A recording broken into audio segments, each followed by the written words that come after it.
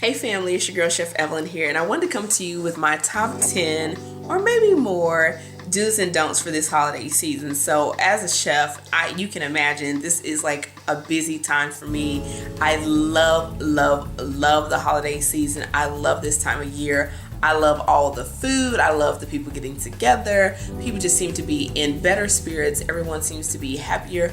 I love the weather. You know, I'm a Midwestern girl, so I love it nice and cold and crisp, and apple cider and hot chocolate and tea and decadent offerings and all that kind of stuff. But we all know you can't just completely lose yourself during the holidays. So I kind of wanted to come to you with my top 10 do's and don'ts for this holiday season. So first, what I want you to do is I always want you to enjoy all of your favorite foods during the holidays. And I know a lot of times people, they come by and they're like, don't go crazy during the holidays, you know, stay on your regiment, you know, stay on your regime, stay on what you're doing, all that kind of stuff for the holidays. But listen, you know, it comes around once a year, and I want you to enjoy all of your favorite food. So that is my first do of the thing. It's super restrictive. I want you to enjoy the holidays because I know I do. So my second tip for the holiday season is don't overeat, however, at every event that you attend. So there are office parties and work parties and family get-togethers, and you're entertaining, and people are in a baking and cooking and giving mood, and you know, you don't want to be rude and you don't want to turn things away, but you gotta limit yourself when you go. If you want to taste everything, just taste a little bit. So I want you to enjoy all the foods that you love. I just don't want you to overeat. Some people feel like you have to be stuffed during the holidays, and that's just not true. You can be satisfied, but you don't have to be stuffed. So don't overeat at every holiday event you attend. Don't overeat at any of them. Enjoy it in moderation. So my third tip is do allow yourself to try everything. And I also encourage you with that to try things that you normally don't try. You might discover a new favorite dish. You know, if somebody has tried to make something come here during the holidays, absolutely try that too. You may really enjoy it, okay? Even though I know there's a little voice in your head that says fat equals flavor, and that voice may be me, okay? Because somewhere in my innermost core, I kind of agree with that, right? That fat equals flavor. But that's not always the case, okay? We're going to retrain our minds, okay? That you can have delicious food that can be, you know, have a decent, reasonable, acceptable, non-threatening amount of fat and or sugar in it. But yeah. Tip number 4 is while you're trying everything, don't get a full-size portion of everything. This is what happens usually during the holidays when you have the most buffets, right? People aren't serving. That's just not the lifestyle we live here. We are a very casual, laid-back kind of group. And so the food is laid out, so you go by, you fill up your plate, and then if you don't have enough room on that plate, you fill up another plate, and then you go back and you didn't eat all the stuff on the first plate. You just want to get a sample size of everything. You can come back and get more if you want more, and that way you can try everything, and once you've got your fill of one thing, you can go back for something else. But start with sample sizes. The word for the season is sample, sample, sample. The phrase is sample sizes. So as you go through and you're enjoying all your holiday foods and you're not stuffing yourself, but you are trying all the offerings, you're getting sample sizes and not full-size portions. If you know you want a piece of turkey and ham and chicken and meatloaf, okay, don't get a full-size serving of ham and turkey and chicken and meatloaf, right? Get a little bit, a little bit, a little bit, a little bit, and all of that together should equal one serving of meat.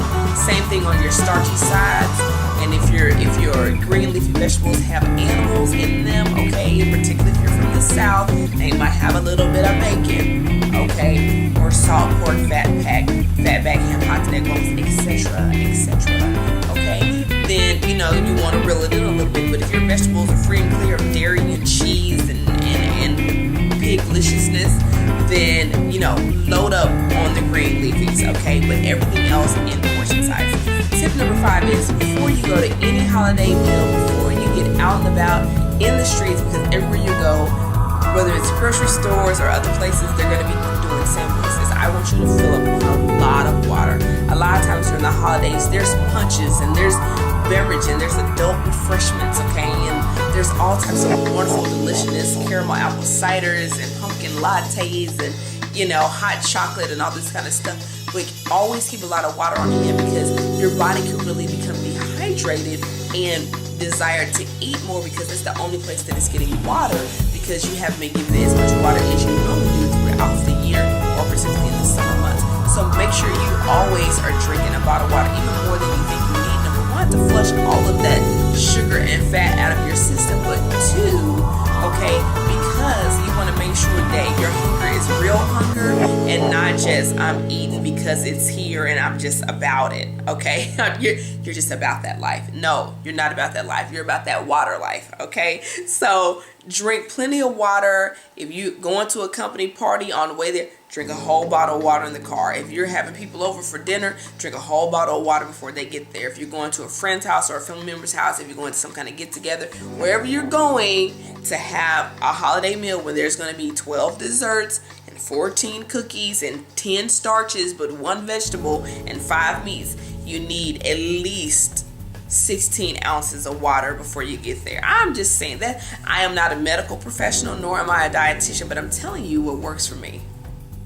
So tip number 6 is you don't want to fill up on sugary drinks. So don't fill up on apple cider, eggnog, any of that kind of stuff. All, like I said before, the lattes and the this and that or whatever. You do want to get some nutrients in your system. You want to hydrate with the water like we talked about before, but you don't want to fill up on all those sugary drinks because you got to pick and choose. Some of those drinks are just like a dessert, and so you don't want to have, a pumpkin spice white hot chocolate and then turn around, okay, and have cheesecake and apple a la mode and sweet potato pie or pumpkin pie, wherever you're from, whatever you like, okay, because that's like 2 desserts in one. And if you're going to sample a little bit of all the desserts because you want a little bit of peach cobbler and a little bit of German chocolate cake and a little bit of red velvet cake and a little bit of apple pie and a little bit of pumpkin pie and a little bit of sweet potato pie, then you might want to lay off some of the beverages, right? The punches and the eggnog. Oh my gosh, the eggnogs. I mean, the consistency of eggnog, which I find delicious. Okay, I just can't do the dairy at this time. I find delicious, but the thickness should already let you know about the fat content. Anywho, so don't fill up on sugary drinks. Get some vegetables in your system or get some protein in there. Get some water in there, but you don't want to fill up on the drinks either. So tip number 7 is you do want to enjoy leftovers. I mean, to me, if you're a leftover kind of person like I am, I absolutely love holiday leftovers. Particularly like little party food, you know what I mean? I mean, the stuff that you wouldn't cook for yourself. Like, I'll give you an example. Back in the day, when I used to eat processed cheese products, such as Velveeta, okay, I love Rotel dip. I mean, even now, even though I know there is no cheese in Velveeta because it can sit on the shelf, processed cheese product, whatever it is. No shade to Velveeta. I can't with y'all anymore. The older I get, my body's like, we ain't gonna be able to do it. So, anywho, I loved that traditional Rotel dip with the meat and the cheese and the salsa on the chips, like nachos. Whoever invented that, I love you. However, that's not something I would make for dinner, right? Particularly being one person, it's not really a balanced meal. But I would love going to get-togethers where they had the Rotel dip because I was like, ooh, this is the once a year I get to do it. So any of your little favorite little party foods that don't really make a meal but make a nice little fun holiday snack, enjoy the leftovers, okay? Get you a little bit if these circumstances and the opportunity allows you to be tactful about having leftovers from somebody else's event, okay? You don't want to be stuffing stuff in your purse in a napkin. That's not really like cool. You know what I'm saying? You don't want to do that. I mean, if you've done it, just don't do it again, okay? We don't want that. But yeah, enjoy some leftovers. I mean, it's the holiday season. I mean, you're only going to get these foods once a year, so you might as well get them just twice in that year. So my tip number 8, along with that enjoying leftovers, is I want you to enjoy the leftovers.